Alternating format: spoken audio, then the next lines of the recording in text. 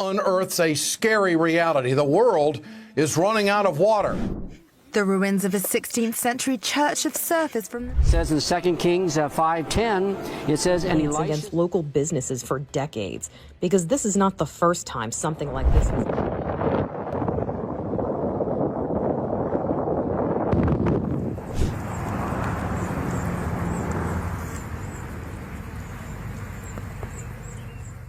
El río Jordán está volviendo a llamar la atención. Mientras el nivel del agua retrocede en algunos sectores, imágenes y relatos sobre extraños hallazgos en su entorno han comenzado a despertar preguntas que van mucho más allá de la arqueología. Se habla de antiguas estructuras religiosas ocultas bajo el terreno, armas que podrían pertenecer a conflictos de otra época y una aparición inusual de ranas cerca de las aguas. Pero hay un detalle que ha provocado todavía más inquietud: reportes de zonas donde el agua habría adquirido una intensa coloración rojiza. Para muchos, estas imágenes resultan imposibles de observar sin recordar antiguos episodios descritos en la Biblia. Las plagas de Egipto, las aguas convertidas en sangre y las advertencias que marcaron algunos de los relatos más dramáticos de las Escrituras. Pero, ¿qué sabemos realmente de estos acontecimientos? ¿Existe una explicación natural para cada uno de ellos? ¿O el Jordán está revelando algo que permaneció oculto durante siglos? Hoy vamos a reconstruir los hechos, separar las evidencias de las especulaciones y descubrir por qué tantas miradas están regresando hacia uno de los ríos más importantes de la historia bíblica. El río Jordán no es un curso de agua cualquiera, es uno de los escenarios más importantes de toda la historia bíblica. Durante generaciones funcionó como una frontera natural, una línea invisible que separaba el desierto árido de la tierra prometida. Fue allí, según el libro de Josué, en su capítulo 3, donde el pueblo de Israel cruzó sobre suelo seco al entrar en Canaán, como si las aguas mismas hubieran contenido la respiración para dejarlos pasar. Muchos años después, el profeta Elías atravesó ese mismo Jordán poco antes de ser llevado al cielo, mientras Eliseo regresaba caminando por el idéntico cauce. Fue en estas aguas donde Naamán, el poderoso comandante extranjero, quedó limpio de su enfermedad tras sumergirse 7 veces, tal como lo describe el relato de Segundo de Reyes en su capítulo 5, cuando el profeta le ordenó lavarse en el río. Y, por encima de todo, el Evangelio de Mateo en su capítulo 3 registra que Jesús fue bautizado justo aquí, en el momento en que el Espíritu Santo descendió como una paloma y una voz venida del cielo lo declaró Hijo amado. Este río entonces jamás fue solo agua. Fue siempre un lugar donde el cielo parecía inclinarse para tocar la tierra. Ahora, muy cerca de la ribera, los equipos de excavación habrían sacado a la luz los cimientos de piedra de lo que parece ser una antigua iglesia cristiana, sepultada durante siglos bajo espesas capas de barro endurecido. En su interior emergió un suelo de mosaico, decorado con cruces, peces, palomas y otros símbolos íntimamente ligados a la fe de los primeros creyentes. Los arqueólogos también dieron con una pila bautismal de piedra que permaneció asombrosamente intacta, lo que sugiere que aquel edificio pudo haber servido, en tiempos remotos, como un espacio de adoración y de bautismo. La ubicación le concede a este descubrimiento un significado todavía más profundo. Para los primeros cristianos, el Jordán no era simplemente un río, representaba el arrepentimiento, la purificación y el comienzo de una vida completamente transformada. Aquella pila bautismal evoca el instante mismo en que Jesús entró en el agua y dio inicio a su ministerio público. ¿Podría esta iglesia enterrada ser algo más que un simple yacimiento arqueológico? Tal vez su reaparición sea un recordatorio dirigido a la generación presente, una señal de que la fe verdadera no depende de edificios magníficos ni de estructuras imponentes, sino de la obediencia, de la humildad y de un regreso sincero al corazón de Dios. Quizá esas piedras hundidas en el lodo estén susurrando algo que el mundo moderno ha olvidado escuchar. Imagina por un instante a las personas que un día se arrodillaron sobre ese mismo mosaico. Vinieron con sus miedos, con sus enfermedades, con sus culpas y con sus esperanzas. Descendieron a las aguas del Jordán buscando limpieza, tal como innumerables generaciones lo habían hecho antes que ellas. Y luego, con el paso de los años, ese lugar de encuentro con lo sagrado fue tragado por el barro, hasta que nadie recordó siquiera que había existido. Piénsalo, cuántas cosas hermosas se pierden no por una catástrofe repentina, sino por el lento olvido de quienes deberían haberlas cuidado. Y sin embargo, aquí está de nuevo, saliendo a la superficie, como si el tiempo hubiera guardado este secreto solo para nosotros, solo para este instante en que tanto necesitamos recordar de dónde venimos. A medida que el río Jordán seguía retrocediendo, otro descubrimiento inquietante habría surgido debajo del barro. Los exploradores encontraron puntas de lanza, cabezas de flecha, fragmentos de escudos y varias hojas de espada quebradas, esparcidas a lo largo del lecho que quedó expuesto. Muchos de aquellos objetos estaban profundamente corroídos, con sus superficies gastadas por el agua, por los minerales y por el paso implacable del tiempo. El estado del metal sugería que algunas de esas armas podrían haber permanecido ocultas bajo el río durante siglos enteros. Nadie logró determinar de inmediato cómo llegaron hasta allí. Es posible que hubieran pertenecido a soldados que combatieron cerca del Jordán durante algún conflicto olvidado por la historia. Algunas quizás se perdieron mientras los ejércitos cruzaban el río. Otras tal vez fueron arrojadas al agua de forma deliberada, como ofrendas, como símbolos de rendición o como parte de algún rito ancestral. Sin inscripciones ni un contexto arqueológico claro, su historia exacta permanece envuelta en la incertidumbre, y sin embargo, el hallazgo carga consigo una imagen espiritual de enorme fuerza. Aquellas armas fueron creadas un día para herir, para defender y para conquistar. Pero ahora yacen rotas y sin poder alguno, hundidas en el fango. La carta a los Efesios, en su capítulo 6, describe la palabra de Dios como la espada del Espíritu, recordando a los creyentes que la lucha más importante no se libra contra la carne ni contra la sangre, sino contra las tinieblas espirituales. Esas hojas oxidadas podrían representar el poder pasajero de la violencia humana, mientras la verdad de Dios permanece viva y eficaz. ¿Serán estas armas apenas los restos de un antiguo campo de batalla? ¿O acaso su aparición junto al Jordán le recuerda a la humanidad que debe prepararse para una batalla espiritual mucho mayor, una que se pelea a través de la fe, de la verdad, de la oración y de la obediencia a Dios? Hay algo casi poético en la imagen de una espada rota. Fue forjada para dominar, para imponerse, para decidir el destino de otros con un solo golpe. Y hoy no puede hacer nada. El moho la ha vuelto inofensiva. Y quizá ese sea uno de los mensajes más silenciosos y más ciertos de toda la historia humana. Que todo aquello que construimos sobre la fuerza, sobre el miedo o sobre el poder de herir, tarde o temprano se corroe y se deshace, mientras que lo que se edifica sobre la verdad permanece cuando ya nada más queda en pie. Pero las armas herrumbradas no fueron el último misterio que reveló el Jordán en retirada. Al caer la tarde, los habitantes cercanos a un tramo poco profundo del río habrían comenzado a escuchar un coro estruendoso de croares. El sonido se hacía más y más intenso después de la puesta del sol, atrayendo a la gente hacia la orilla enlodada. Cuando llegaron, quedaron atónitos al contemplar cientos, tal vez miles de ranas amontonadas en un espacio reducido. Durante varios días, los animales permanecieron agrupados junto al agua que se encogía. Algunos se movían entre los juncos, mientras otros cubrían el barro expuesto, las piedras y los últimos parches de vegetación. Su aparición repentina abrió la puerta a varias explicaciones posibles: temperaturas más cálidas, hábitats alterados, la caída del nivel del agua o un ciclo reproductivo fuera de lo común. Sin embargo, los testigos afirmaron que las ranas desaparecieron casi con la misma velocidad con la que habían llegado, dejando muy pocas huellas atrás. La escena trajo de inmediato a la memoria de muchos observadores la segunda plaga descrita en el libro del Éxodo, en su capítulo 8. En aquel relato, las ranas se esparcieron por todo Egipto después de que el faraón se negara una y otra vez a liberar al pueblo de Israel para que pudiera adorar a Dios. Aquella plaga no fue un simple fenómeno extraño de la naturaleza, se convirtió en una advertencia contra el orgullo, la terquedad y la negativa a obedecer. Una gran congregación de ranas puede tener, sin duda, una explicación ambiental, especialmente cuando los animales se ven empujados hacia las últimas charcas de agua que quedan. Aún así, su número, el momento en que aparecieron y su repentina desaparición hicieron que el evento resultara imposible de ignorar. ¿Fue esto solo una reacción inusual ante el cambio del río? ¿O podría tratarse de un recordatorio de que el orgullo persistente y la negativa a escuchar pueden tarde o temprano traer consecuencias que escapan por completo al control humano? Pero la súbita desaparición de las ranas no fue el último acontecimiento perturbador reportado a lo largo del Jordán. Poco después, una sección del agua se habría transformado en un profundo color carmesí, contrastando de manera brutal con el lodo pálido y las orillas agrietadas que la corriente en retirada había dejado al descubierto. Los testigos se reunieron a lo largo de la orilla, mientras las imágenes del agua roja se difundían con velocidad por las redes sociales, encendiendo un intenso debate. Algunos observadores propusieron explicaciones ordinarias.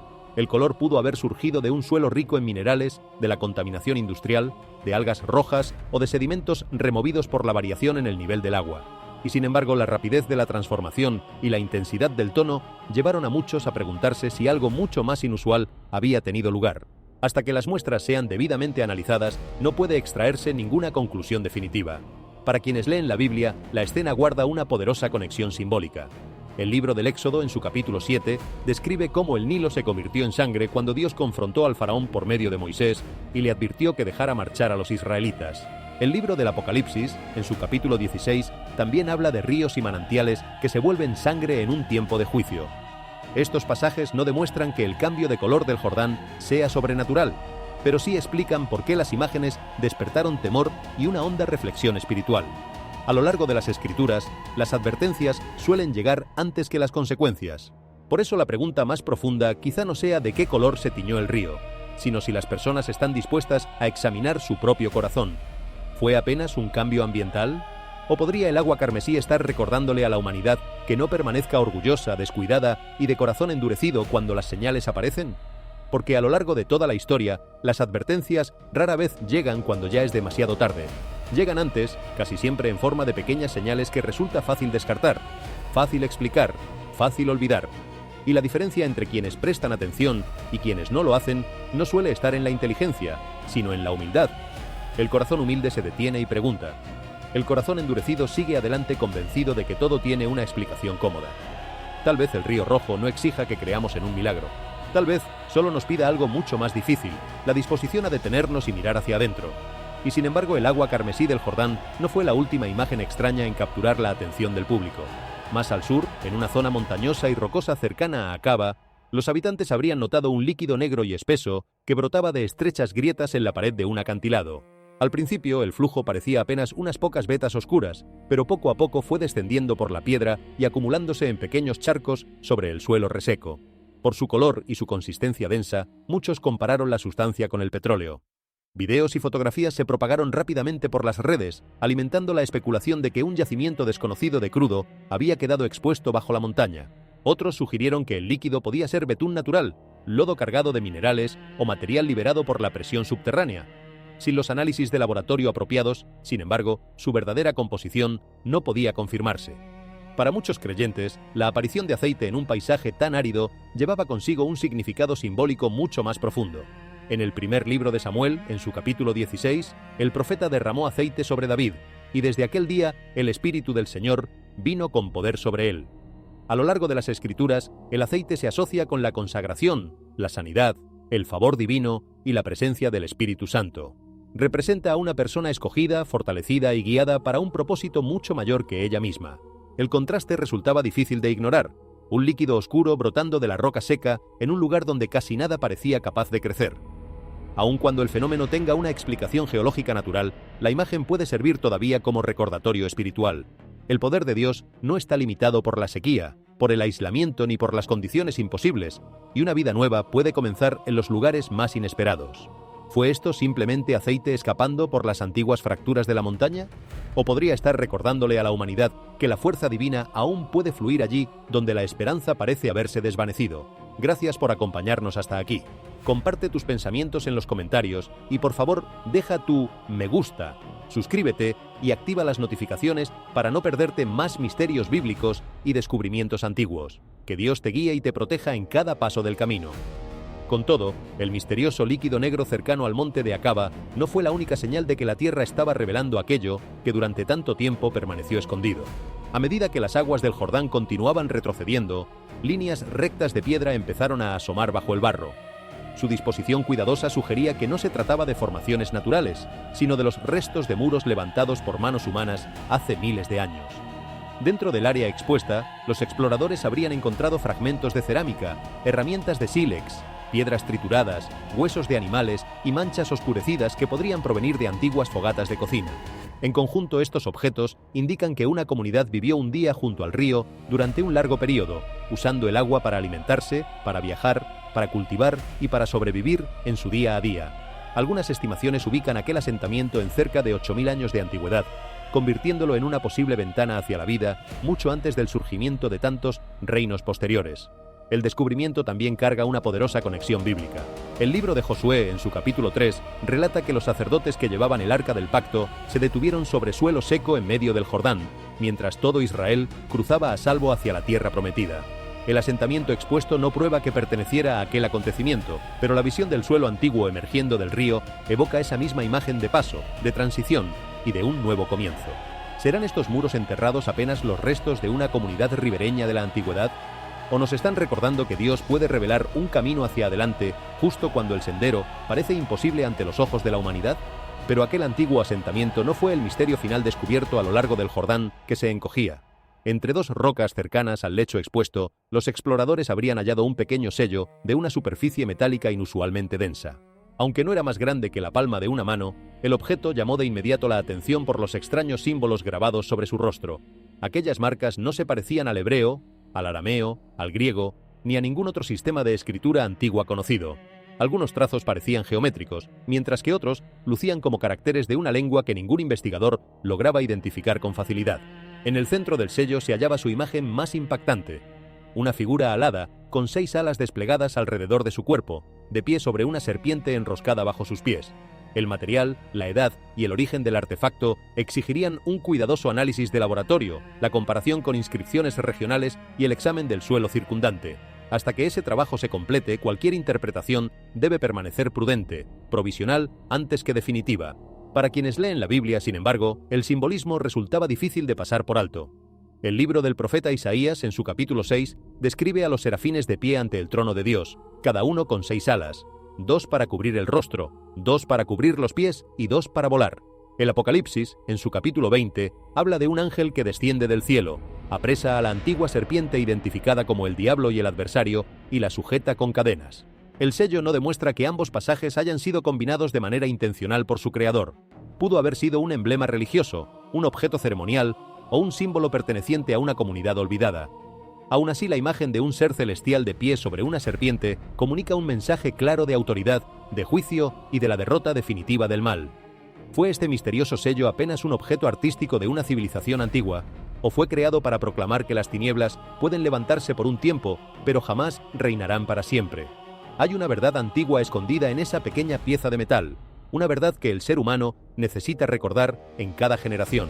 El mal puede parecer imponente, puede parecer que avanza sin freno, que gana terreno, que sofoca toda esperanza, pero la imagen del ser alado de pie sobre la serpiente proclama exactamente lo contrario, que por más que la oscuridad se agite, ya tiene un final escrito.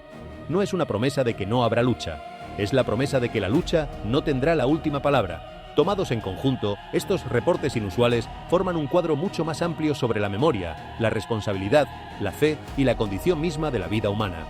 Una iglesia oculta bajo el lodo sugiere que los cimientos espirituales pueden permanecer cubiertos durante generaciones sin llegar a borrarse por completo. Sus piedras, sus mosaicos y su espacio bautismal traen a la memoria la primera carta de Pedro, en su capítulo 2, donde los creyentes son descritos como piedras vivas que se edifican para formar una casa espiritual. El mensaje no es que una estructura antigua demuestre un milagro, sino que la fe puede sobrevivir al abandono y seguir llamando a las personas de vuelta a la adoración, a la comunidad y a la humildad. Las armas encontradas bajo el río apuntan hacia otra realidad. El conflicto humano deja rastros mucho después de que los soldados y los reinos hayan desaparecido. Las puntas de lanza y las hojas quebradas pudieron representar un día el poder, y sin embargo la corrosión las ha reducido a restos silenciosos. El profeta Isaías, en su capítulo 2, habla de espadas convertidas en arados y de naciones que no aprenderán más la guerra. Para la vida moderna, esto es una advertencia. La violencia, el odio y la división pueden parecer poderosos por una temporada, pero son incapaces de crear una paz duradera. La súbita congregación de ranas también puede entenderse como una señal ambiental. La caída del nivel del agua, los cambios de temperatura y los hábitats dañados pueden empujar a los animales hacia patrones inusuales. La carta a los romanos, en su capítulo 8, dice que la creación entera gime como con dolores de parto. En lugar de tratar cada evento extraño como una prueba de juicio, las personas pueden verlo como un recordatorio para cuidar la tierra, escuchar las advertencias y reconocer que las decisiones humanas afectan a otras criaturas vivientes. El agua carmesí lleva consigo una lección semejante. La contaminación, las algas, los minerales o el sedimento removido pueden explicar su aparición, pero la imagen sigue confrontando la conciencia. La carta a los hebreos, en su capítulo 3, advierte a las personas que no endurezcan su corazón cuando oigan la voz de Dios. En la vida cotidiana las advertencias suelen llegar a través de ecosistemas dañados, relaciones rotas, enfermedades, injusticias o errores repetidos. La sabiduría consiste en responder antes de que las consecuencias se vuelvan más severas. El líquido negro que fluye de la roca seca cerca de Acaba presenta un símbolo contrastante. Ya sea petróleo, betún o material mineral, su movimiento a través de la piedra estéril evoca al profeta Zacarías, en su capítulo 4, cuando declara que la obra duradera no se logra solo por la fuerza humana, sino por el Espíritu de Dios. Para los creyentes, esto puede representar la esperanza que aparece donde las circunstancias parecen vacías, aunque exigiendo siempre una investigación cuidadosa antes que afirmaciones sobrenaturales instantáneas. El antiguo asentamiento revela con cuánta rapidez las civilizaciones pueden desaparecer bajo el suelo y el agua. La carta a los Hebreos, en su capítulo 13, enseña que la humanidad no tiene aquí una ciudad permanente, sino que busca la que ha de venir. Las casas, las herramientas, las comidas y los muros muestran que personas comunes construyeron un día sus vidas en ese lugar, tal como lo hacemos hoy. Sus restos nos recuerdan valorar el tiempo, la familia, la integridad y el legado que dejamos atrás. Piensa en ello con honestidad. Aquellas personas también tuvieron nombres, risas, preocupaciones y sueños. También creyeron que su ciudad duraría, que sus muros resistirían, que su forma de vivir era la definitiva. Y hoy no queda de ellas más que piedra silenciosa bajo el agua.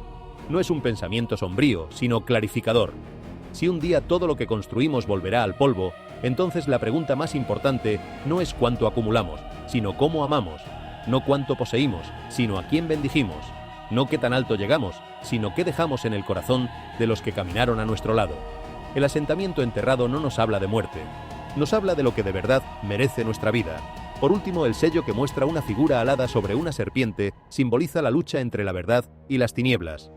La carta a los romanos, en su capítulo 16, promete que el Dios de paz aplastará finalmente al adversario, y sin embargo, ninguno de estos descubrimientos debería presentarse como una prueba confirmada de profecía. Su valor más seguro y más significativo es servir como un llamado a permanecer vigilantes, compasivos, responsables y fieles, mientras buscamos la verdad con discernimiento espiritual y evidencia honesta al mismo tiempo. Jesucristo se encuentra en el centro mismo de la fe cristiana.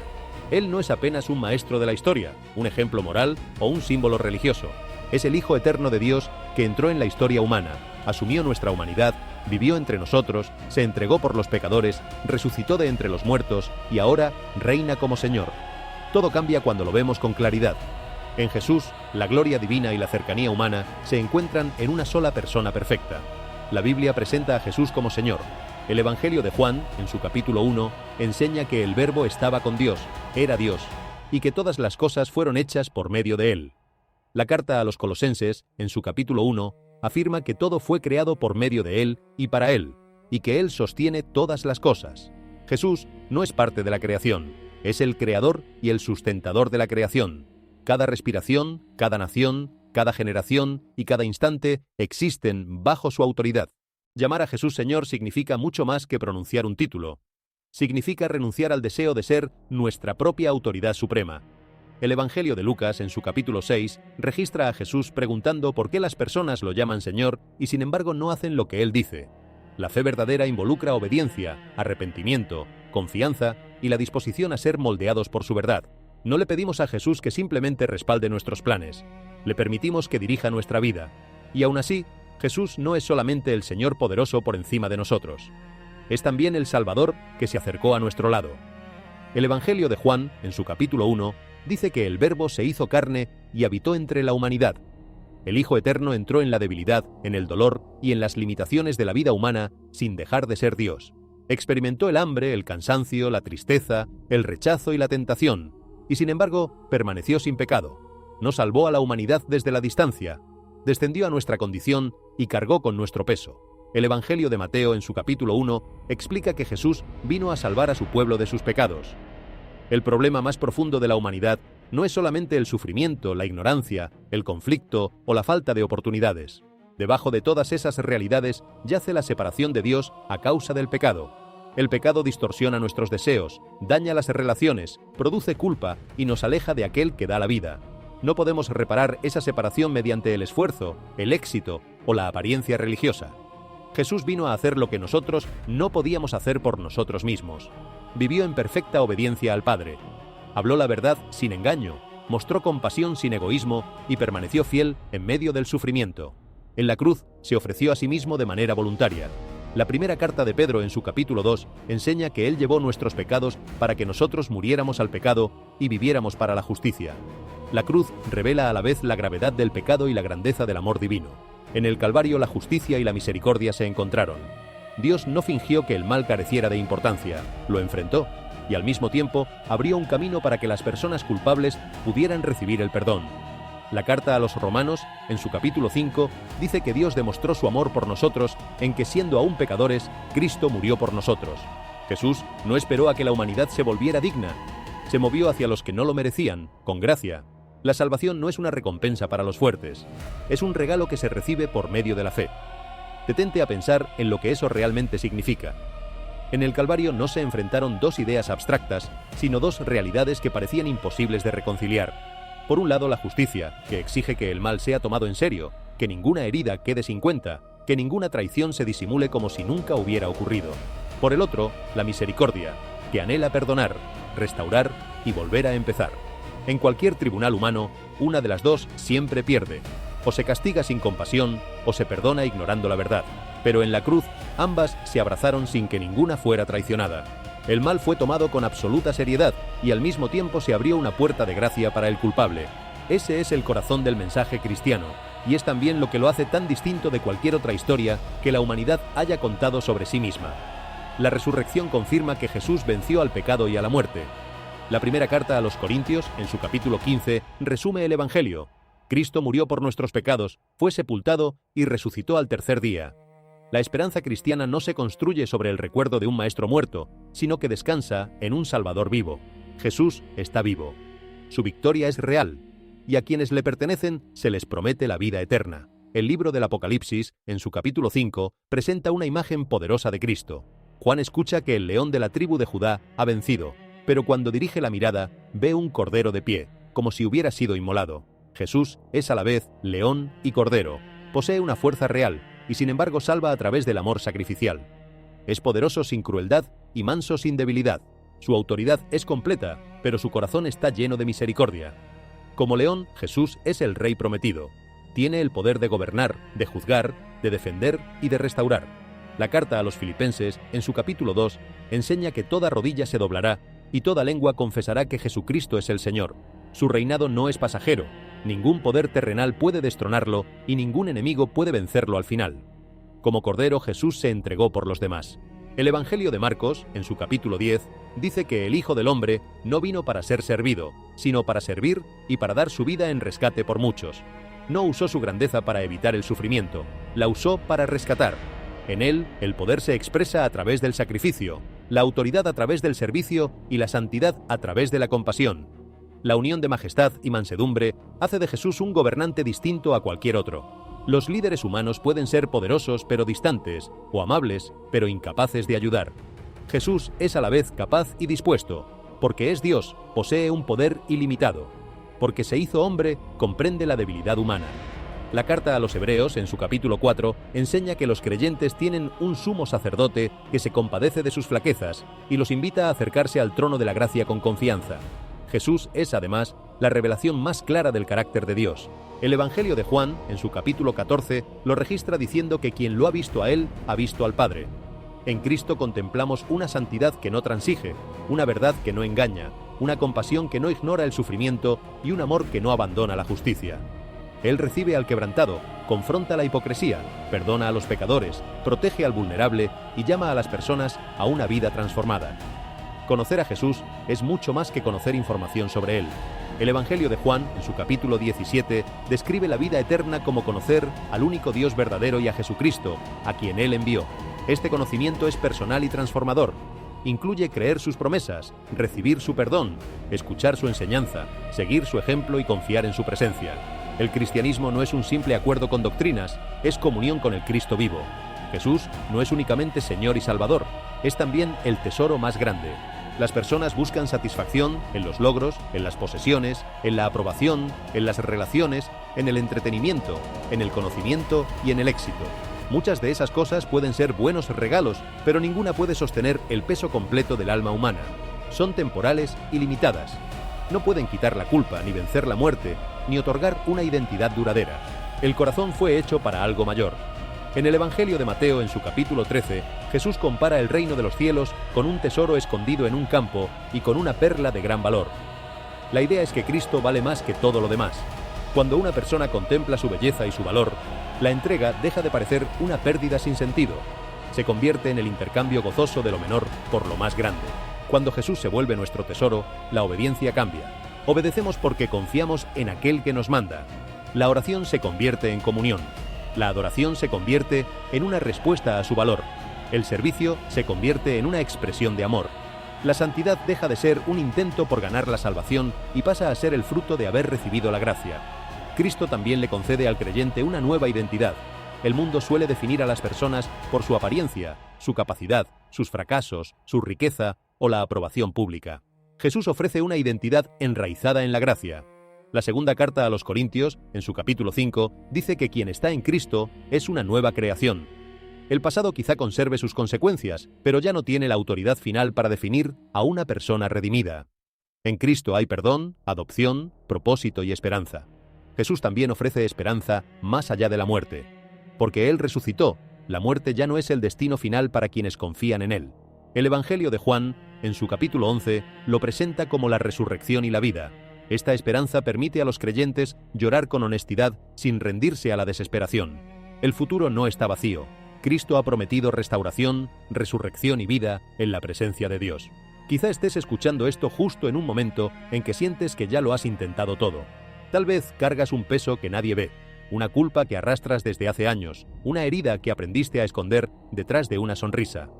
Y quizá una parte de ti cree que estás demasiado lejos, que has fallado demasiadas veces, que ya es tarde para ti. Pero el mensaje del Evangelio es exactamente lo contrario. No fue escrito para los perfectos, sino para los quebrantados. No fue escrito para quienes lo tienen todo resuelto, sino para quienes saben que no pueden salvarse a sí mismos. La gracia no es un premio que se gana con esfuerzo, es un regalo que se recibe con las manos vacías. La invitación de Jesús permanece abierta. Él llama a los cansados a venir a Él. Llama a los pecadores a arrepentirse y a creer. Llama a los temerosos a confiar en Él, a los orgullosos a humillarse, a los heridos a recibir su consuelo y a los que andan errantes a regresar. Nadie es salvo por la apariencia religiosa, por el linaje familiar, ni por el logro personal. La salvación viene únicamente por Cristo, recibida por gracia a través de la fe. Recibir a Jesús es recibir mucho más que ayuda para el presente. Es recibir al Señor que gobierna, al Salvador que perdona, al pastor que guía, al amigo que permanece y al tesoro que satisface. Él no se limita a mejorar la vida por los bordes, se convierte en su centro mismo. Lo oculto sale a la luz. Así como Israel cruzó un día el Jordán sobre suelo seco, este lecho expuesto tal vez esté señalando otro momento de despertar. La pregunta ya no es únicamente qué yace debajo del barro y de la piedra. La pregunta más profunda es por qué estas señales están apareciendo justo ahora. ¿Está el Jordán revelando una historia olvidada? ¿O está Dios usando este río sagrado para llamar de vuelta a una generación dormida? Piénsalo por un instante. Durante milenios, la humanidad ha ignorado las advertencias silenciosas hasta que se volvieron imposibles de ignorar. Y quizá el barro que hoy se seca no sea otra cosa que un espejo, uno que nos obliga a mirar aquello que preferíamos mantener enterrado dentro de nosotros mismos.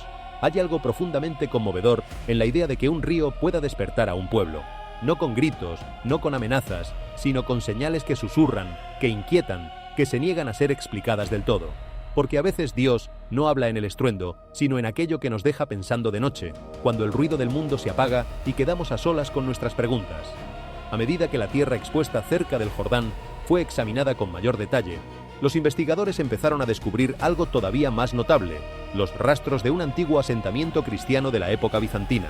Al principio apenas unas piedras dispersas asomaban sobre el suelo reseco, pero conforme se retiraban más y más capas, la silueta de una comunidad olvidada fue apareciendo poco a poco ante los ojos de todos. Columnas de una iglesia yacían quebradas sobre el polvo. Fragmentos de mosaico conservaban aún los tenues trazos de una belleza perdida. Piedras talladas mostraban símbolos de la cruz, testigos mudos de un pueblo que un día se reunió allí para adorar a Cristo. Aquello no era simplemente una ruina abandonada. Pudo haber sido, en tiempos remotos, un centro vivo de fe, un lugar donde los creyentes oraban, cantaban, bautizaban y proclamaban las buenas nuevas junto a las aguas sagradas del Jordán. Pero con el paso del tiempo aquella ciudad fue sepultada y olvidada. Lo que un día ardió con devoción se apagó en el silencio, como una imagen de una fe que perdió su fuego. Y es justamente ahí donde el descubrimiento se vuelve mucho más que arqueología. Se convierte en un espejo espiritual. En el libro del Apocalipsis, en su capítulo 2, Cristo dice: «Recuerda por tanto de dónde has caído, arrepiéntete y vuelve a hacer las primeras obras». Aquellas palabras parecen resonar desde las piedras mismas. Tal vez Dios permita que las ciudades sepultadas vuelvan a salir a la luz para que su pueblo recuerde lo que ha perdido.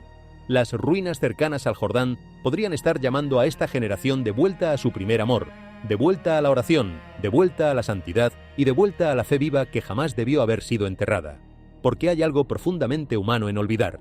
Nos acostumbramos a la comodidad, dejamos que la rutina apague lo sagrado, y sin darnos cuenta permitimos que aquello que una vez fue el centro de nuestra vida quede cubierto por el polvo de los años. El asentamiento bizantino no es solo un vestigio del pasado, es una advertencia amable sobre lo fácil que resulta abandonar lo que más importa. No muy lejos de las ruinas expuestas, otra capa de misterio comenzó a emerger. Esparcidos cerca del Jordán, había varios objetos cargados de simbolismo, cada uno con un mensaje que iba mucho más allá de su antigüedad. El primero fue una espada antigua, oxidada y desgastada por el tiempo, pero todavía reconocible en su forma. Para los historiadores quizás sea el resto de algún conflicto, pero para los creyentes señala una batalla mucho más profunda. La carta a los Efesios, en su capítulo 6, habla de la espada del Espíritu, que es la palabra de Dios.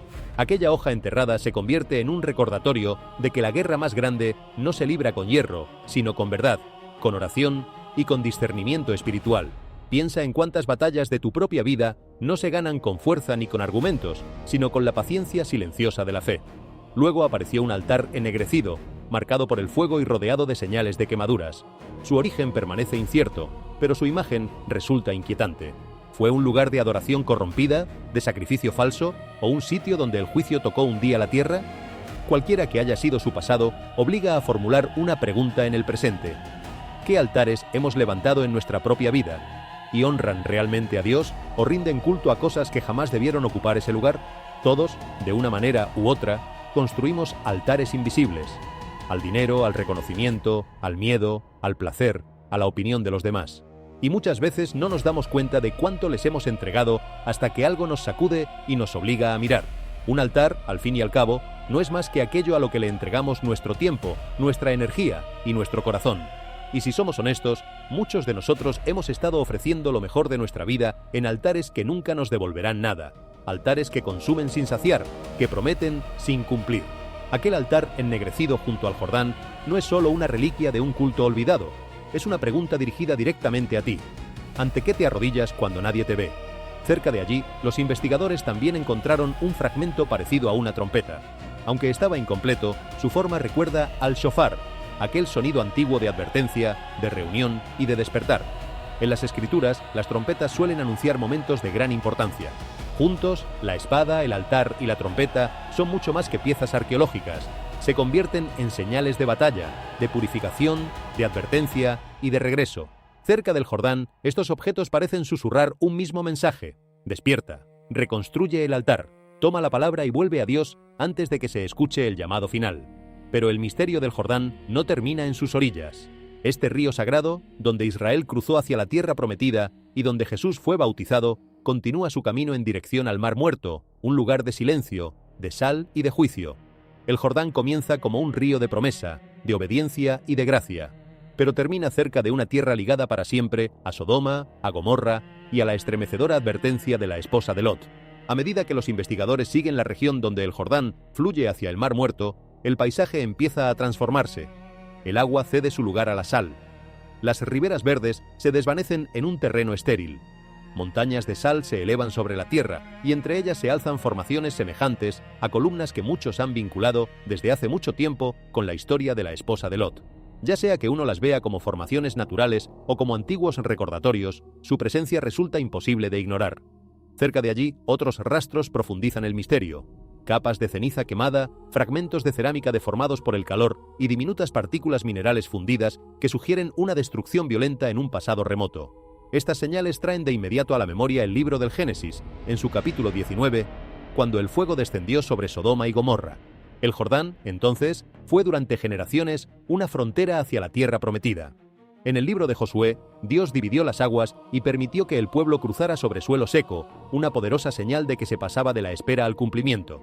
El río se convirtió en un símbolo de fe, de transición y de destino. El Jordán también fue testigo de actos sobrenaturales por medio de los profetas Elías y Eliseo. Elías golpeó las aguas antes de ser llevado al cielo, y Eliseo, más tarde, ordenó a Naamán lavarse en el río, trayéndole sanidad y un despertar espiritual. Aquellos momentos reforzaron su papel como un lugar de transformación. Incluso hoy, el Jordán representa la purificación, la renovación y el avanzar hacia adelante en fe. En el libro del profeta Ezequiel, en su capítulo 47, un río que da vida brota del templo, llevando sanidad a donde quiera que llega.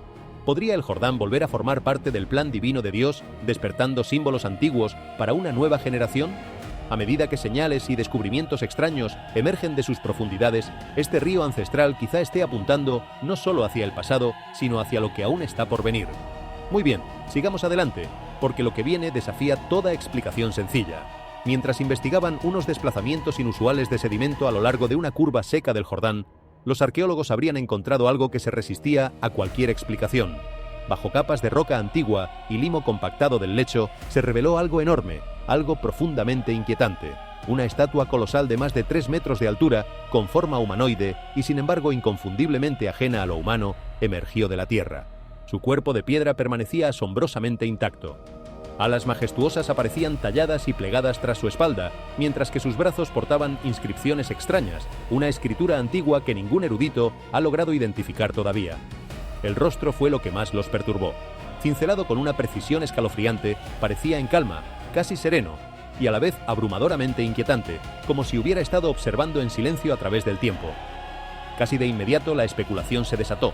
¿Era simplemente el arte olvidado de una civilización perdida? ¿O se había desenterrado algo mucho más perturbador? Muchos volvieron sus ojos a las escrituras en busca de respuestas. El libro del Génesis, en su capítulo 6, habla de los hijos de Dios, seres que descendieron a la tierra y tomaron mujeres humanas, dando origen a los llamados gigantes, nacidos de una unión prohibida entre el cielo y la tierra. La carta de Judas, en su versículo 6, advierte sobre ángeles que abandonaron su morada propia y que ahora permanecen sujetos con cadenas eternas bajo tinieblas, aguardando el juicio. Y el libro del Apocalipsis, en su capítulo 9, describe a 4 ángeles atados junto al río Éufrates, esperando ser liberados en los días finales. Pero, ¿y el Jordán? ¿Podría este río haber sido también un lugar donde antiguos seres caídos fueron ocultados, sellados y guardados hasta un tiempo señalado? Esta estatua, sepultada en el silencio durante siglos, quizá no sea en absoluto un tributo. Podría ser un marcador, una advertencia, o incluso la manifestación de algo que un día fue atado y que ahora comienza a emerger. ¿Estamos presenciando el cumplimiento de una profecía o el inicio de algo mucho más sobrenatural de lo que jamás imaginamos? Sigue mirando porque la verdad tal vez apenas esté saliendo a la superficie. Y aquí conviene hacer una pausa, porque es fácil dejarse llevar por el asombro y olvidar la prudencia. Ninguna de estas imágenes debería tomarse como una prueba definitiva de nada. Una estatua, por imponente que sea, sigue siendo una estatua hasta que la ciencia diga lo contrario. Pero eso no le quita su poder para hacernos pensar. Porque incluso si mañana un investigador demostrara que se trata de una simple formación de piedra, la pregunta que despertó en nuestro interior seguiría en pie. ¿Qué historias, qué advertencias, qué verdades hemos enterrado y preferido olvidar, convencidos de que jamás volverían a mirarnos a la cara? Pero lo que descubrieron a continuación hizo que el hallazgo de la estatua pareciera apenas el comienzo. A medida que las aguas seguían retrocediendo a lo largo del Jordán, los arqueólogos habrían revelado algo enterrado aún más profundo bajo el lecho del río. Una estructura antigua parcialmente conservada con la forma de un altar. No una formación natural, no piedras dispersas al azar, sino algo construido con intención. La superficie de aquel altar mostraba marcas claras, cortes profundos, patrones repetidos y lo que parecían ser huellas de uso ritual. Algunas secciones estaban ennegrecidas, como si hubieran estado expuestas al fuego o a ofrendas hace mucho tiempo. Pero lo que más resaltaba eran los símbolos grabados en la piedra. No coincidían con el hebreo, no se parecían a ninguna inscripción judía conocida, ni se alineaban con las tradiciones históricamente asociadas a esta región sagrada. Esto planteaba una pregunta que nadie estaba preparado para responder. Si esto no fue construido para la adoración de Dios, entonces, ¿para quién o para qué fue levantado? Algunos investigadores sugirieron que podría tratarse de los restos de una cultura desconocida, perdida en el tiempo. Otros dudaron, señalando la ubicación, el contexto y el creciente patrón de descubrimientos que emergían del mismo río. En la Biblia hay advertencias sobre prácticas que iban más allá de lo que fue ordenado, sobre altares levantados para otros poderes, para fuerzas que nunca debieron ser adoradas. Momentos en que la humanidad cruzó una línea y pagó el precio. Así, la pregunta se vuelve más pesada. Pero para el creyente, la visión del Jordán, encogiéndose, lleva un peso emocional más hondo. Le recuerda que este río nunca fue apenas agua sobre un mapa. Fue una frontera entre el errar y la promesa. Fue un lugar de purificación. Fue un lugar donde el cielo parecía tocar la tierra. Cuando Josué condujo a Israel hacia la tierra prometida, el Jordán se convirtió en una señal del poder divino. Cuando Juan bautizó a Jesús, se convirtió en un lugar de humildad y de revelación. Ahora, mientras el río retrocede, muchos se hacen una pregunta seria. ¿Es esto solamente una advertencia sobre el medio ambiente? ¿O es también un recordatorio espiritual para esta generación? Tal vez el Jordán que se seca no esté llamando a las personas al pánico, sino a la reflexión, al arrepentimiento, a la oración y al regreso a Dios, antes de que el corazón se vuelva tan árido como el propio lecho del río. Pero mientras el Jordán continúa retrocediendo, el lecho expuesto revela mucho más que barro agrietado y piedras dispersas. Lo que al principio parecen apenas unas cuantas líneas inusuales de roca, poco a poco empieza a lucir como algo moldeado por manos humanas. Bordes rectos emergen de la tierra reseca. Muros bajos de piedra aparecen en patrones demasiado regulares para sentirse accidentales. No son monumentos imponentes ni ruinas reales, sino los rastros callados de un mundo olvidado, estructuras simples que un día pudieron haber servido como corrales para el ganado, refugios temporales o lugares de descanso para los viajeros antiguos que atravesaban el Valle del Jordán. Esto cambia el sentido del descubrimiento. El río no fue solamente un escenario de milagros, fue también un camino de movimiento humano. Familias pudieron haber acampado cerca de sus orillas. Pastores pudieron haber cuidado allí sus rebaños. Fogatas pudieron haber ardido en la noche mientras las personas descansaban bajo el mismo cielo que velaba sobre la tierra de la promesa. Sus tiendas habrían desaparecido hace mucho, pero la piedra permanece. Fragmentos de cerámica, suelo desgastado y marcas de corrales sugieren una vida construida en torno al movimiento, la supervivencia, el agua y la fe. Esa imagen encaja profundamente con el mundo de las Escrituras.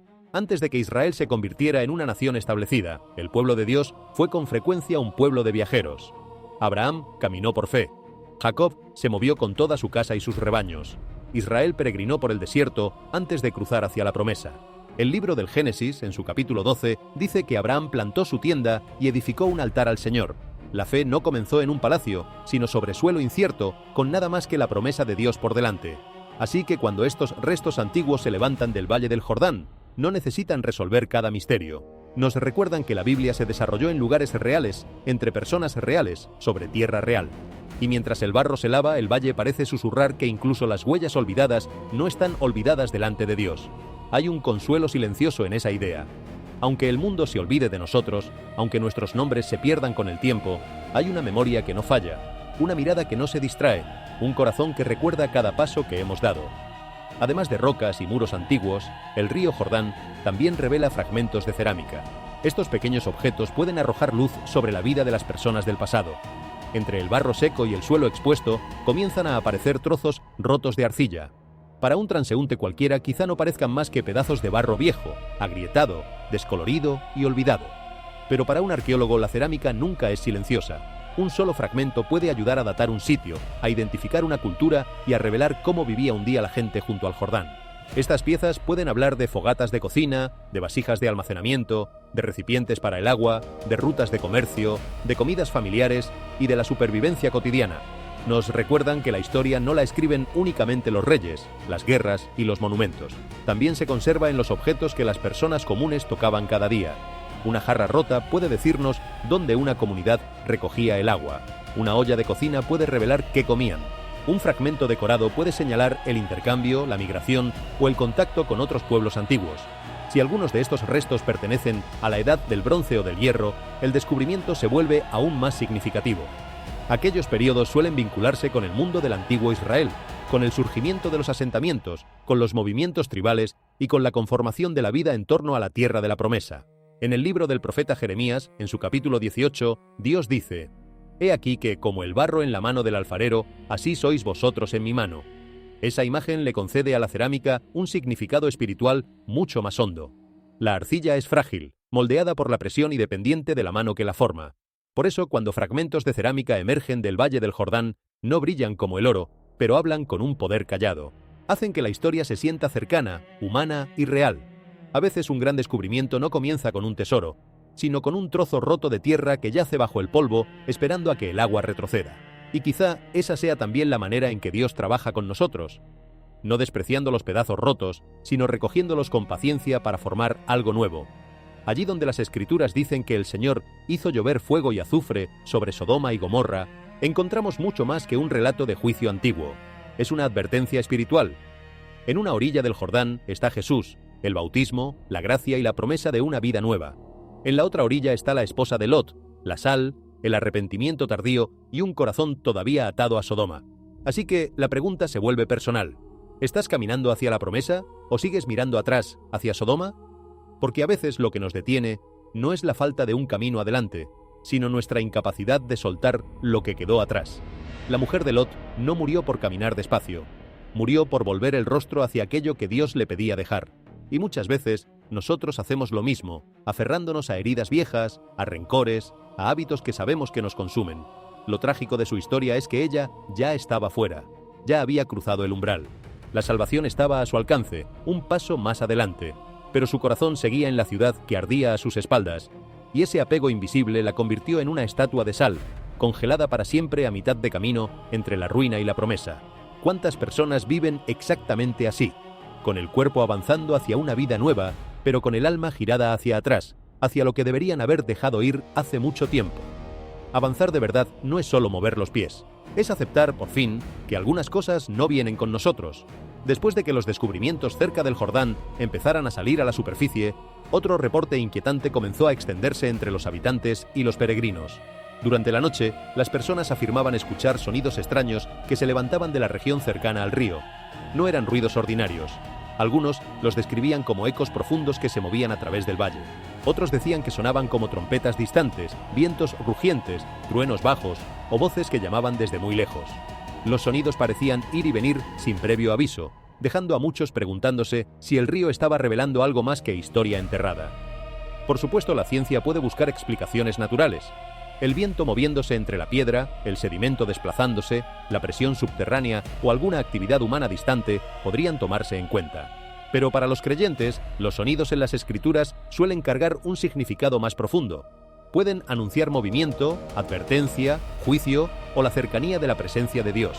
El libro del profeta Ezequiel, en su capítulo 10, habla del sonido de las alas de los querubines, escuchado como la voz del Dios Todopoderoso. Y la primera carta a los Corintios, en su capítulo 15, señala la trompeta final, cuando los muertos serán resucitados y los fieles transformados. Así que, cuando sonidos extraños se levantan cerca de un río bíblico, la pregunta se vuelve espiritual. ¿Estamos escuchando apenas ruido? ¿O estamos siendo llamados a discernir los tiempos? Poco después de que se reportaran los sonidos extraños, otra señal perturbadora comenzó a aparecer cerca de la región del Jordán.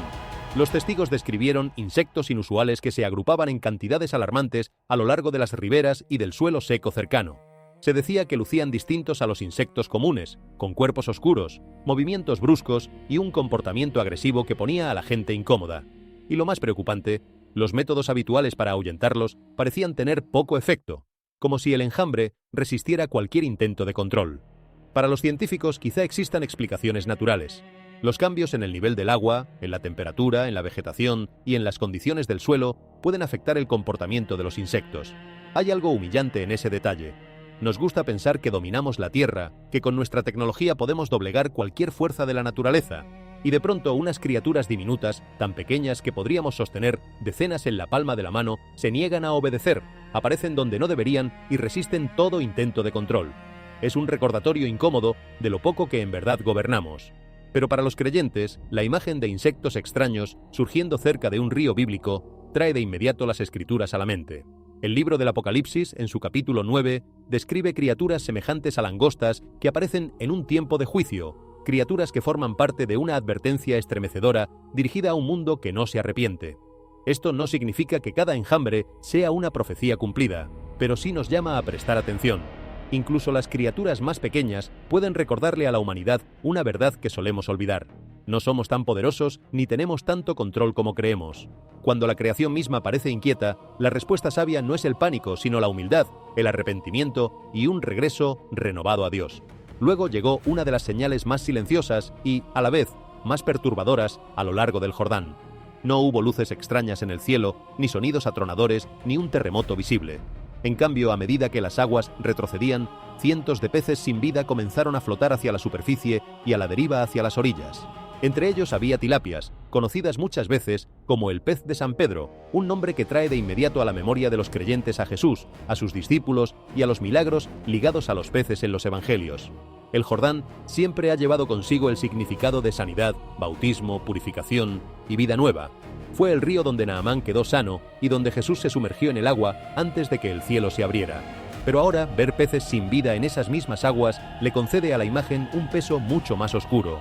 Para muchos, esto evoca la plaga del Nilo en el libro del Éxodo, en su capítulo 7, cuando las aguas cambiaron y los peces murieron como señal de juicio. Ya sea que este suceso tenga una causa natural o un significado espiritual más profundo, obliga a que una pregunta salga a la superficie. Cuando la vida desaparece de un río sagrado, ¿qué le está advirtiendo Dios a esta generación que escuche? A medida que el sol comenzaba a ponerse sobre el Jordán, la atmósfera por encima de las aguas sagradas habría cambiado. Los peregrinos, los habitantes y los visitantes, reunidos cerca de las orillas, dijeron haber visto un extraño resplandor formándose en el cielo.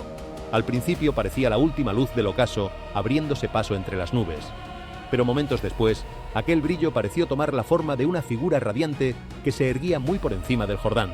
La imagen fue descrita como una persona vestida de luz blanca, con los brazos suavemente extendidos en una postura de bendición, de paz y de invitación.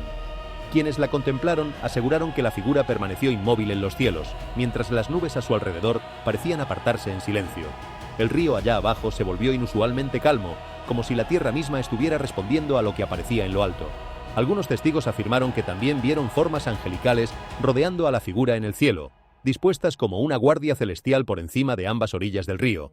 Ya fuera una visión, un misterio de la luz o algo más profundo, muchos creyentes lo conectaron de inmediato con la historia sagrada del Jordán. Este es el río donde Jesús fue bautizado, donde los cielos se abrieron, donde el Espíritu descendió como una paloma y donde el Padre declaró a su Hijo amado. Por esa razón, una figura resplandeciente que aparece sobre estas aguas es interpretada por muchos como un recordatorio de la presencia de Cristo y de su regreso venidero. Si Jesús está usando verdaderamente el Jordán para despertar al mundo, entonces la pregunta ya no es simplemente si ves la señal. La verdadera pregunta es, ¿estás listo para encontrarte con Él? No mañana, no algún día lejano, sino ahora, con el corazón tal como está, con las heridas que cargas y las cosas que no has dicho a nadie. Porque si hay algo que todas estas señales parecen repetir, cada una a su manera, es que el tiempo no es infinito, y que lo que dejamos para después, muchas veces, nunca llega. La invitación no es al miedo, es a la sinceridad, es a mirar hacia arriba mientras todavía hay luz en el cielo. Cuando reunimos todas estas señales inusuales alrededor del Jordán, un mensaje comienza a elevarse por encima del misterio. El río no está revelando únicamente objetos del pasado. También está obligando a las personas a mirar con honestidad la condición de la vida humana hoy. El suelo seco, las ruinas olvidadas, los objetos rotos, las criaturas inquietas, los peces muertos, los sonidos extraños y los reportes de luz en el cielo apuntan todos hacia una misma pregunta más profunda. ¿Qué sucede cuando las personas se olvidan de Dios, pierden la reverencia y tratan la vida como si nada sagrado quedara? Las aguas en retirada pueden recordarnos que la seguridad humana es frágil. Lo que hoy parece cubierto quizá quede al descubierto mañana.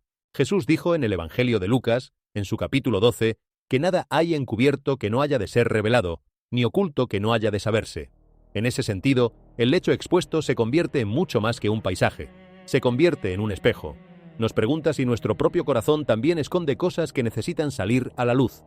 Las ruinas cristianas enterradas hablan de otra parte de la vida humana, la memoria espiritual. Una comunidad puede estar un día llena de oración, de adoración y de devoción, y sin embargo, apagarse en el silencio si la fe deja de ser guardada. El libro de los Proverbios, en su capítulo 4, dice: «Sobre toda cosa guardada, guarda tu corazón, porque de él mana la vida». Ese versículo encaja bien con este momento. El verdadero peligro no es solamente que los lugares antiguos sean olvidados, sino que las personas modernas olviden por qué fueron construidos. La espada, el altar y el fragmento parecido a una trompeta apuntan a decisiones que las personas aún enfrentan. La verdad debe ser defendida. La adoración debe ser purificada. Las advertencias deben ser escuchadas. Pero estos símbolos no deberían conducir al pánico ni a afirmaciones desmedidas. Deberían conducir a la humildad. El libro del profeta Miqueas, en su capítulo 6, dice que el Señor requiere de nosotros hacer justicia, amar la misericordia y caminar humildemente con nuestro Dios. Los insectos y los peces muertos añaden otra capa. La naturaleza a menudo refleja el peso del descuido humano, sea ambiental, moral o espiritual. El libro de Job, en su capítulo 12, dice que las bestias, las aves, la tierra y los peces pueden enseñar que la vida de todo ser viviente está en la mano de Dios. Cuando la vida lucha en un río sagrado, la respuesta sabia no es el miedo, sino la responsabilidad el arrepentimiento y el cuidado de la creación. Y si las personas afirman ver una señal radiante sobre el Jordán, la pregunta más segura no es si cada detalle puede probarse. La mejor pregunta es si aquello vuelve los corazones hacia Cristo. El Evangelio de Juan, en su capítulo 8, registra a Jesús diciendo: «Yo soy la luz del mundo. El que me sigue no andará en tinieblas, sino que tendrá la luz de la vida». Así que estas señales, ya sean naturales, históricas, simbólicas o espirituales, apuntan todas en una misma dirección. La vida humana es breve, la fe puede enfriarse, la creación es preciosa, las cosas ocultas salen a la luz, y Dios, en su misericordia, todavía llama a las personas a despertar, a regresar y a caminar en la luz antes de que sea demasiado tarde. La lección detrás de estos acontecimientos no es que las personas deban perseguir cada misterio, temer cada titular o declarar cada señal extraña como el fin del mundo. La lección más profunda es que los momentos inusuales pueden convertirse en invitaciones espirituales. Podrían ser parte de una civilización olvidada o evidencia de algo mucho más peligroso, algo que un día existió fuera de los límites de lo que comprendemos. Y si fue enterrado aquí de manera deliberada, entonces, ¿qué se pretendía contener? Y justo cuando parecía que el río ya había revelado demasiado, algo todavía más perturbador comenzó a aparecer. A lo largo de una sección más profunda del Jordán, donde el agua había retrocedido más que en ningún otro lugar, los investigadores habrían descubierto una gran forma enterrada bajo capas de limo, compactado y piedra. Al principio no estaba claro qué era, pero a medida que se exponía más de ella, la silueta sugería algo humanoide, inusualmente grande, mucho más allá de las proporciones de un cuerpo humano normal. Aún así, no existe confirmación oficial de lo que esta estructura realmente representa. Algunos investigadores creen que podría tratarse de una formación rocosa natural, modelada por la erosión. Otros sugieren que podría ser parte de una estructura o estatua antigua, sepultada durante mucho tiempo bajo el río. Pero lo que más llamó la atención fueron los objetos que la rodeaban. Fragmentos de metal con formas parecidas a cadenas fueron encontrados envolviendo partes de la estructura, corroídos por el tiempo, pero todavía parcialmente intactos. Y en algunas secciones podían verse marcas tenues. No coinciden con claridad con las inscripciones hebreas conocidas, aunque ningún estudio formal ha confirmado su origen. Aquí es donde la interpretación empieza a dividirse, porque en la carta de Judas hay una referencia a seres que fueron mantenidos con cadenas bajo tinieblas, aguardando un juicio futuro. Y en el libro del Apocalipsis aparece una imagen semejante, de entidades retenidas hasta un momento específico. Por supuesto, no existe evidencia que vincule este descubrimiento directamente con esos relatos, pero los paralelos han llevado a algunos a formular preguntas más profundas. Si algo aquí fue restringido de manera intencional, ¿cuál era su propósito? Y si estaba destinado a permanecer oculto, ¿por qué está siendo desenterrado justo ahora? Porque a medida que se expone más del lecho del río, no parece únicamente que algo esté siendo descubierto, parece que algo está siendo revelado. Y si algo estaba realmente siendo contenido, entonces el siguiente descubrimiento plantea una pregunta todavía más inquietante. ¿Qué sucede cuando algo intenta escapar? No muy lejos de donde se descubrió la estructura enterrada, los testigos habrían reportado el hallazgo de algo distinto a todo lo visto antes. Enredada entre las ramas bajas de un árbol cercano, a la orilla del río, se encontraba una forma pálida y sin vida. A primera vista parecía algún tipo de animal, pero cuanto más lo observaban, menos sentido tenía. Su piel era completamente blanca, lisa, sin pelo, casi como si nunca hubiera estado expuesta a la luz del sol. Sus extremidades eran delgadas y alargadas, colgando de forma antinatural de la rama, como si no hubiera caído allí sin más, sino que hubiera sido dejada. Y luego estaba el rostro. Su boca estaba abierta de par en par, congelada en lo que parecía un último instante de asombro o de terror. No agresión, no lucha, sino miedo dirigido hacia algo invisible. Las cuencas vacías de los ojos apuntaban hacia abajo, hacia el agua, como si aquello que había visto viniera desde las profundidades. No había señales claras de ataque, ni heridas, ni una causa visible de muerte, ni una explicación inmediata de lo que era. Algunos creen que podría tratarse de un animal raro o deforme. Otros sugieren que factores ambientales pudieron haber alterado su apariencia después de la muerte. Pero hasta ahora no ha habido ninguna identificación confirmada. Aún así, el momento y el lugar han llevado a otros a trazar conexiones más profundas. En el libro del Apocalipsis se menciona a Abadón, conocido también como Apolión, el rey del abismo, un reino descrito no como un lugar de vida, sino de contención. No existe evidencia que vincule a esta criatura directamente con esa descripción. Y hay un detalle en esta escena que resulta imposible de olvidar. No era la expresión de un animal que había luchado, ni de uno que había sido cazado. Era el rostro de algo que había visto. Sea lo que sea que estuviera reflejado en aquellas cuencas vacías, dirigidas hacia el agua, había dejado una marca de puro terror, como si en sus últimos instantes hubiera contemplado algo que no debería existir. Por supuesto, la mente racional busca calmarnos, un animal deforme, un proceso de descomposición inusual, un juego de la naturaleza, y esas explicaciones merecen respeto. Pero la pregunta permanece: si algo así emergió cerca del río, provino de la superficie o de algún lugar mucho más profundo y quizá más inquietante. ¿De qué estaba intentando huir? Si aquella criatura pálida apareció como si estuviera escapando de algo invisible, entonces el siguiente descubrimiento plantea una pregunta aún más honda sobre lo que yace bajo la superficie. A lo largo de la sección más expuesta del Jordán, los investigadores habrían desenterrado una estructura que claramente no pertenece a una formación natural. Sepultada bajo capas de sedimento endurecido, había una formación de bordes precisos, semejante a una puerta más que a piedra dispersa al azar. A medida que se revelaba más de la estructura, su superficie mostraba tallas desgastadas que parecían representar figuras aladas o seres desconocidos. Los detalles estaban parcialmente erosionados, pero las formas seguían siendo lo bastante nítidas como para sugerir un diseño intencional. Algunos interpretaron las tallas como angelicales, mientras que otros creyeron que representaban algo mucho menos comprendido. Y esa ambigüedad es, en sí misma, parte de lo que la vuelve tan perturbadora. Un rostro claramente hermoso tranquilizaría. Un rostro claramente monstruoso al menos permitiría nombrar el miedo. Pero una figura que oscila entre lo sublime y lo desconocido deja a quien la mira suspendido en la incertidumbre, sin saber si está ante un guardián o ante un carcelero, ante una bendición sellada o ante un peligro contenido. Lo que hace inquietante a este descubrimiento no es solo su apariencia, sino su condición. No hay bisagras, ni aberturas, ni mecanismo visible que le permitiera funcionar como una entrada normal. No parece abandonada ni rota, parece sellada por designio. Algunos investigadores sugieren que podría ser parte de una antigua estructura enterrada, posiblemente ligada a una civilización olvidada. Otros se mantienen cautelosos, señalando que no existe una explicación confirmada. Sin embargo, la idea que sigue emergiendo resulta difícil de ignorar. Si esta estructura es verdaderamente una puerta, entonces quizá fue creada no para el paso, sino para la contención. En los temas bíblicos hay referencias repetidas a lugares que permanecen sellados hasta un tiempo específico. Aunque no hay evidencia directa que conecte este descubrimiento con esos relatos, la pregunta permanece. Si algo fue sellado de manera intencional bajo este río, entonces ¿qué se pretendía retener? ¿Y por qué está siendo revelado ahora? Si aquella estructura fue verdaderamente sellada con un propósito, entonces el siguiente descubrimiento sugiere que lo que aquí se ocultaba tal vez no solo fue contenido, sino también registrado. No muy lejos de la misma región expuesta del Jordán, los investigadores habrían descubierto varias losas de piedra antiguas, enterradas bajo capas de sedimento. No se trataba de fragmentos de roca al azar. Sus superficies habían sido talladas de manera deliberada, cada una marcada con líneas de símbolos dispuestos en un patrón consistente y repetido.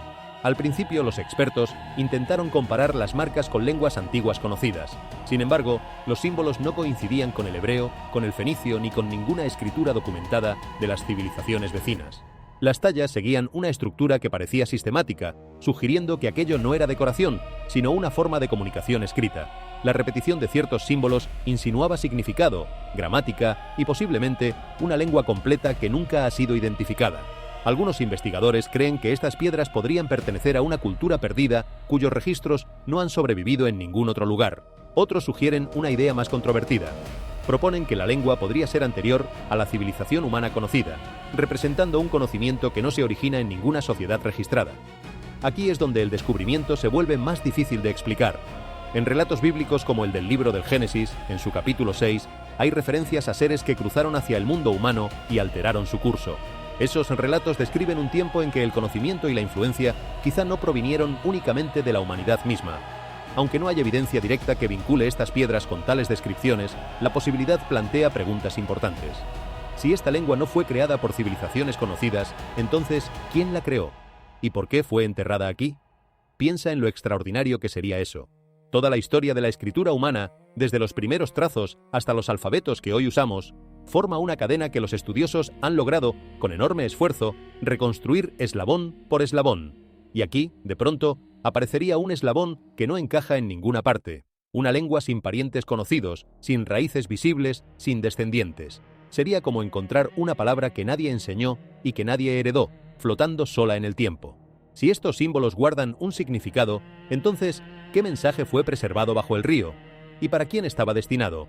¿Fue un registro, una advertencia, o quizá una llave dejada a propósito para que alguien, en algún momento del futuro, la encontrara? Si aquellas inscripciones en piedra estaban verdaderamente preservando un mensaje de un tiempo más allá de la historia registrada, entonces los siguientes acontecimientos sugieren que el río no solo está revelando el pasado, sino reaccionando en el presente. A lo largo de varias áreas expuestas del Jordán, los observadores comenzaron a reportar un comportamiento inusual en el agua misma. Cuando las personas se acercaban a ciertas secciones del lecho, el agua parecía cambiar ligeramente de color, tornándose en tonos más oscuros o turbios. En algunos casos, pequeñas pero persistentes burbujas se formaban en la superficie sin ninguna causa ambiental clara. Lo que vuelve más difícil de explicar este fenómeno es su inconsistencia. En las zonas cercanas donde no había nadie presente, el agua permanecía quieta e inalterada. Las reacciones parecían ocurrir únicamente cuando las personas entraban en zonas específicas, creando la impresión de que el entorno estaba respondiendo, en lugar de comportarse al azar. Aunque algunos investigadores apuntan a una posible liberación de gas subterráneo o a cambios químicos, ninguna explicación única ha dado cuenta por completo del patrón observado. Al mismo tiempo, varios testigos describieron experiencias que van más allá de la observación física. Algunos reportaron ver formas o figuras fugaces reflejadas en el agua, siluetas que parecían casi humanas pero indistintas. Otros hablaron de una súbita sensación de presión, un peso que no podía verse pero que se sentía con claridad. Estos relatos no han sido verificados de manera oficial, y sin embargo siguen surgiendo con similitudes sorprendentes. Tomados en conjunto, estos elementos han llevado hasta algunos a describir la situación de una manera distinta, no como una serie de eventos aislados, sino como un cambio en la frontera entre lo que se ve y lo que no se ve. No existe evidencia confirmada que respalde esta interpretación, y sin embargo, la idea permanece. Y aquí es donde conviene mantener la cabeza fría y el corazón atento al mismo tiempo, porque es fácil caer en dos extremos igualmente peligrosos.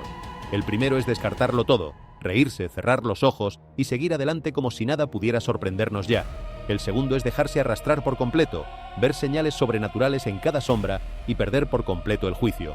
La sabiduría verdadera camina por el sendero angosto entre ambos. No niega lo que ve, pero tampoco inventa lo que no está. Observa con humildad, pregunta con honestidad y reserva su conclusión hasta que la verdad se muestre. Si el río está revelando lo que estuvo oculto y respondiendo de maneras que no comprendemos por completo, entonces surge una pregunta final. ¿Son estos fenómenos apenas reacciones naturales? ¿O sugieren que algo más profundo está empezando a asomar a la vista? Sea cual sea la respuesta, el mero hecho de que estas preguntas nos quiten el sueño ya dice algo sobre nosotros. Dice que en el fondo sabemos que el mundo es más vasto y más misterioso de lo que nos gusta admitir. El poder de Dios. A veces pensamos que cambiar el mundo requiere algo complicado.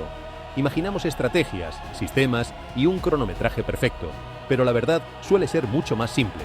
El poder ya está presente, el mensaje ya está completo. Lo que falta no es la fuerza del mensaje, sino nuestra disposición a soltarlo. ¿Cuántas veces retenemos aquello que fue puesto en nuestras manos para bendecir a otros, esperando el momento ideal que nunca llega, temiendo no ser suficientes, cuando en realidad nunca dependió de nosotros, sino de aquel que nos envió? Piensa en cuánta gente ha muerto con una palabra de aliento sin pronunciar, con un perdón sin ofrecer, con un abrazo sin dar, todo porque esperaban ser mejores, más sabios, más preparados. Pero el poder no estaba en su perfección, estaba en su disposición. Y quizá eso mismo se aplique a cada uno de nosotros. No necesitas tenerlo todo resuelto para hacer el bien que ya sabes que debes hacer. Solo necesitas dejar de retenerlo. Pero los descubrimientos no se detuvieron con la cerámica, las piedras y los rastros de vida antigua. Pronto, la atención se desplazó de lo que podía verse hacia lo que podía escucharse. Algunos relatos describen un sonido profundo y resonante que se levantaba desde el lecho expuesto del Jordán. No era el rumor del agua corriendo, porque el agua ya se había retirado. No era un trueno, porque el cielo estaba despejado. No era un terremoto evidente. Y sin embargo, algunos dijeron que el suelo parecía temblar suavemente bajo sus pies. Los habitantes lo describieron de maneras distintas. Algunos decían que sonaba como la tierra gimiendo bajo presión. Otros lo comparaban con una trompeta lejana resonando a través de la piedra y el barro. Esto resulta inquietante, no porque pruebe por sí mismo algo sobrenatural, sino porque la Biblia usa a menudo el sonido antes de los momentos de gran movimiento. En el Sinaí, la trompeta se hizo más y más fuerte a medida que la presencia de Dios descendía. En Jericó las trompetas sonaron antes de que los muros cayeran. La carta a los romanos, en su capítulo 8, dice: «Porque sabemos que toda la creación gime a una, y a una está con dolores de parto hasta ahora». Para muchos creyentes, ese versículo le concede a este extraño sonido un significado más profundo. Les recuerda que la creación misma no permanece muda ante Dios. La tierra, los ríos e incluso el suelo parecen llevar un testimonio cuando algo está fuera de orden. Hay una idea antigua y hermosa detrás de todo esto: que el universo no es una máquina sorda e indiferente, sino algo vivo, algo que responde, algo que gime cuando el mal se acumula y que se estremece cuando la justicia se retuerce. No es superstición pensar que el mundo reacciona a lo que hacemos con él. Es, en cierto modo, la experiencia de cualquiera que haya visto un bosque morir por la codicia o un río secarse por el descuido. La creación habla, la cuestión es si todavía sabemos escuchar. Así que los sonidos bajo el Jordán no deberían usarse para sembrar pánico. Más bien, pueden entenderse como una imagen de advertencia, un llamado a escuchar con atención, a examinar el corazón y a recordar que, cuando la creación gime, el pueblo de Dios debería despertar, orar y acercarse a Él. Luego llegó una escena que muchos no pudieron olvidar con facilidad. En los lugares donde el Jordán todavía retenía agua, los reportes describían el río tiñéndose de un rojo profundo, casi como sangre, extendiéndose a través de la corriente. Para algunos, fue apenas un extraño evento ambiental. Buscaron posibles causas: minerales en el suelo, arcilla roja arrastrada al agua, algas, contaminación o cambios en la química del río a medida que el nivel del agua descendía.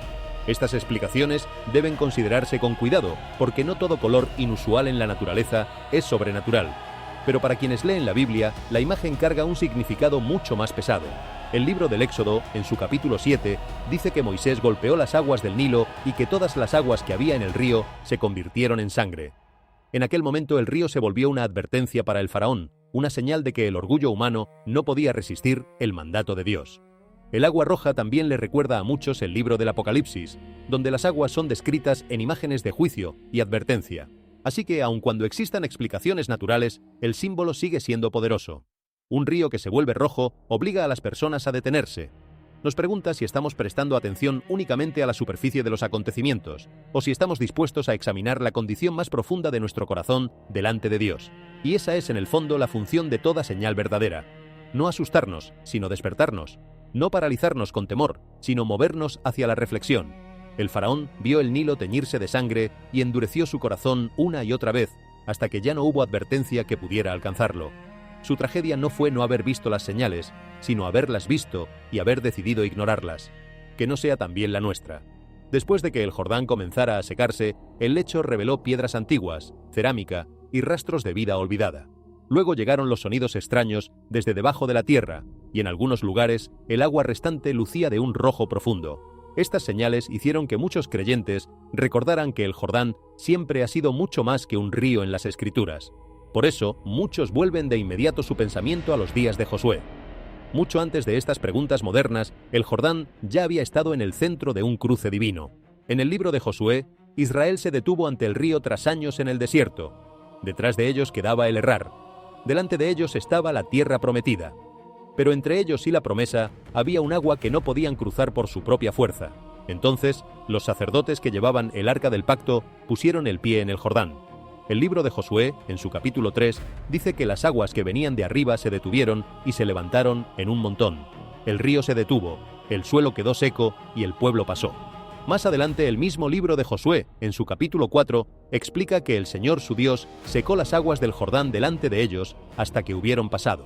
Así que, cuando el Jordán vuelve a aparecer seco hoy, exponiendo piedras, ruinas, sonidos y aguas rojas, la imagen se vuelve profundamente simbólica. No deberíamos apresurarnos a afirmar que cada evento es el mismo milagro repitiéndose. Pero el recordatorio es poderoso. Dios usó un día este río para abrir un camino, revelar su poder y llamar a su pueblo a avanzar en fe. La misma preocupación no se detiene en el Jordán. A medida que el río se debilita, el Mar Muerto también está perdiendo una de sus fuentes de agua más importantes. Año tras año, su nivel continúa cayendo y la orilla se retira cada vez más lejos. Lugares que un día estuvieron cubiertos por el agua ahora aparecen como tierra seca, suelo agrietado y profundos socavones que se abren a lo largo de sus bordes. Esto crea una imagen poderosa. El Mar Muerto siempre ha cargado un significado hondo en la tierra de la Biblia. Se encuentra cerca de lugares ligados a la advertencia, al juicio y a historias antiguas que aún hacen que las personas se detengan a pensar. Así que cuando el agua retrocede y la tierra empieza a partirse, muchos no ven solamente una crisis natural.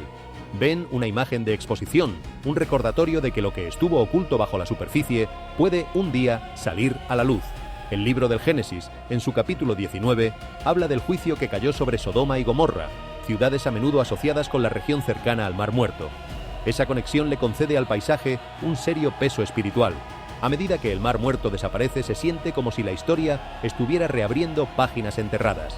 La tierra no grita, pero sí nos recuerda vivir con humildad, prestar atención y regresar a Dios antes de que el corazón se vuelva seco y vacío. Pero el Mar Muerto no es solamente un lugar de aguas que se encogen y de suelo expuesto.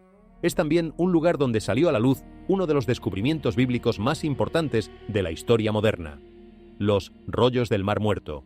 Ocultos durante siglos en las cuevas secas cercanas a Qumrán, estos antiguos manuscritos le recuerdan al mundo que la tierra alrededor del Mar Muerto ha preservado mucho más que piedra y polvo. Ha preservado la memoria. Dentro de vasijas de arcilla, protegidos por el aire seco del desierto, fragmentos de las escrituras sobrevivieron durante miles de años. Pieles de animales, tinta antigua, recipientes de cerámica y escritura hebrea se convirtieron en testigos silenciosos de la fe de generaciones ya idas. Para los historiadores, estos rollos ayudan a mostrar con cuánto cuidado se preservaron muchas partes del Antiguo Testamento a través del tiempo. Para los creyentes, cargan un mensaje aún más profundo. La palabra de Dios no desaparece simplemente porque los imperios se levanten, las ciudades caigan o los siglos pasen. Esto añade otra capa a la historia del Jordán y del Mar Muerto. La misma región donde el agua retrocede hoy guardó un día palabras que todavía hablan. El libro del profeta Isaías, en su capítulo 40, dice: «La hierba se seca, la flor se marchita, mas la palabra de nuestro Dios permanece para siempre». Ese versículo encaja con una fuerza inmensa con la imagen de rollos que sobreviven en un lugar seco y olvidado. Así que, cuando las personas miran el Mar Muerto hoy, no deberían ver únicamente pérdida, deberían recordar también lo que allí se encontró. Cuando el tiempo parecía haberlo sepultado todo, la palabra de Dios seguía dejando su huella. Detente a considerar la ironía profunda de todo esto. En un lugar cuyo nombre mismo evoca la muerte, un mar sin peces, sin vida, sin corrientes, fue precisamente allí donde se preservó durante 2000 años el testimonio de la vida más duradero que la humanidad conoce. El desierto que mata también protegió. La sequedad que destruye también conservó. Y quizá esa sea una de las paradojas más hermosas de la fe, que Dios suele guardar sus mayores tesoros en los lugares donde nadie pensaría en buscarlos, y que aquello que el mundo da por muerto puede ser exactamente lo que Él está usando para hablar. Y a medida que las aguas se retiran, la tierra parece recordarnos que lo que Dios preserva, ninguna era puede borrar del todo.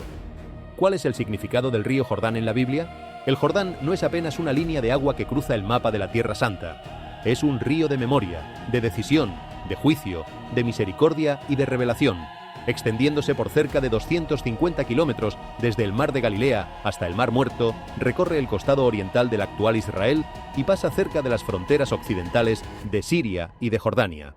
Por su ubicación y su importancia espiritual, las Escrituras mencionan el Jordán más de 185 veces. Pocos ríos en el mundo cargan tanto peso bíblico. Es una frontera, un camino, un testigo y un lugar donde Dios convirtió una y otra vez la geografía ordinaria en historia sagrada. La primera sombra del Jordán aparece temprano en el Génesis, cuando Abraham y Lot enfrentaron una decisión sobre la tierra que se extendía ante ellos. Abraham, caminando en humildad, permitió que Lot escogiera primero. Lot miró hacia el valle del Jordán y vio que era fértil, bien regado y atractivo. El libro del Génesis, en su capítulo 13, dice que era como el huerto del Señor. A los ojos parecía bendición. Pero la elección de Lot reveló algo más profundo en su corazón. Escogió lo que parecía provechoso, no lo que era espiritualmente seguro. Su camino lo condujo hacia Sodoma, una ciudad más tarde asociada con la corrupción y el juicio en los capítulos 18 y 19 del Génesis. Desde el principio, el Valle del Jordán enseña una lección seria. No toda tierra hermosa acerca el alma a Dios. A veces lo que brilla ante los ojos es precisamente lo que aleja el corazón, y la verdadera sabiduría consiste en escoger no lo que reluce, sino lo que permanece. Generaciones más tarde, el Jordán se convirtió en la barrera final entre Israel y la promesa de Dios. El pueblo había salido de la esclavitud en Egipto, había visto abrirse el Mar Rojo, había recibido la ley y había peregrinado durante 40 años en el desierto. Aquel peregrinar no fue al azar, fue la consecuencia de la incredulidad, porque la primera generación había dudado del Señor cuando los acercó a Canaán. Incluso Moisés, el gran siervo de Dios, no fue autorizado a entrar en la tierra prometida. Solo pudo contemplarla desde los montes al otro lado del Jordán antes de morir, como lo describen los libros de Números en su capítulo 27 y Deuteronomio en su capítulo 32. Entonces, una nueva generación se detuvo ante la ribera. Detrás quedaba el desierto. Delante estaba Canaán, en medio estaba el Jordán. Y el libro de Josué, en su capítulo 3, dice que el río se desbordaba sobre todas sus riberas en el tiempo de la siega. No era el momento más fácil para cruzar, sino el más difícil, y sin embargo fue justamente entonces cuando Dios eligió mostrar su poder. Porque muchas veces la promesa no espera a que las aguas bajen. Nos llama a avanzar cuando parecen imposibles, para que la gloria no sea nuestra, sino suya. Y presta atención al detalle exacto de aquel relato, porque encierra una verdad que puede cambiar tu manera de enfrentar los miedos. Las aguas no se detuvieron cuando los sacerdotes miraron el río desde la orilla, seguros y a distancia. Se detuvieron en el instante mismo en que sus pies tocaron el agua. Primero el paso, luego el milagro. Primero la obediencia, luego la apertura del camino. ¿Cuántas veces esperamos ver el mar abierto antes de dar un solo paso, cuando el orden divino parece ser justamente el contrario? Da el paso, y entonces verás. La fe rara vez recibe todas las respuestas por adelantado. Casi siempre pide caminar hacia el agua confiando en que, cuando llegue el momento, el suelo estará ahí. Y quizá esa sea la palabra final que el Jordán susurra a nuestra generación. No un mensaje de terror, sino un llamado. El río que un día se abrió para dejar pasar a un pueblo cansado sigue hablando hoy, con su barro seco, con sus piedras expuestas y con sus misterios que emergen del silencio. Nos recuerda que la vida es breve, que la fe puede enfriarse, que lo oculto siempre termina saliendo a la luz y que Dios, en su paciencia infinita, todavía tiende la mano a quien esté dispuesto a volver. La verdadera pregunta, al final de todo, no es qué esconde el Jordán bajo su lodo. La verdadera pregunta es qué escondemos nosotros bajo el lodo de nuestro propio corazón. Y si tendremos el valor de dejar que también eso salga, por fin, a la luz. Gracias por acompañarnos hasta el final de este viaje. Comparte en los comentarios qué fue lo que más te tocó. Deja tu me gusta, suscríbete y activa la campana, porque juntos seguiremos explorando los misterios que la Tierra Sagrada guarda todavía.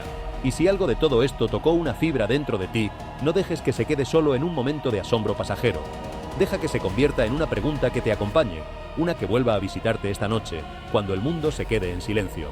Porque las señales, al final, no valen por sí mismas, valen por lo que despiertan.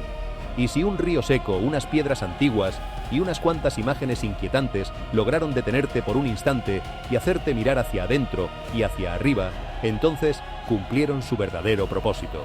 Que Dios te guíe, te sostenga y te proteja siempre.